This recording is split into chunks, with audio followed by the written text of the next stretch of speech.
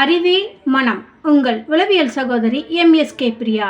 குழந்தைகளுக்கு அறிவில் பதிவு எப்படி ஏற்படுகின்றது?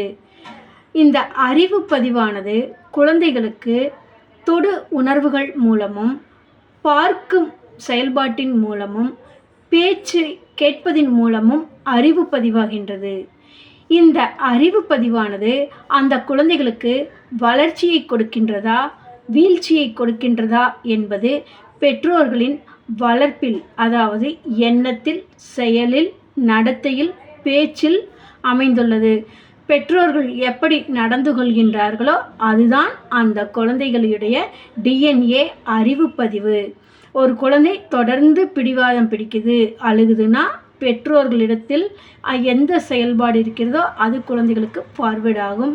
ஏனென்றால் குழந்தைகள் தொடு உணர்வு மூலமாகவும், பேச்சின் மூலியமாகவும், செயல்பாட்டை பார்ப்பதின் மூலியமாகவும் அறிவு பதிவை பதிவேற்றிக் கொள்கிறது. இது வளர்ச்சியா, வீழ்ச்சியா? பெற்றோர்களே, சிந்தியுங்கள், செயல்படுங்கள். உங்களுடைய அறிவு பதிவு குழந்தைகளுக்கு வளர்ச்சியை கொடுக்கின்றதா, வீழ்ச்சியை கொடுக்கின்றதா? பழைய டிஎன்ஏ அறிவு பதிவை புதுப்பித்து கொண்டு இன்றைய டிஜிட்டல் உலகத்திற்கும் எதிர்கால சந்ததியை நல்ல முறையில் உருவாக்குவதற்கும் அறிவு பதிவு மிகவும் அவசியம்.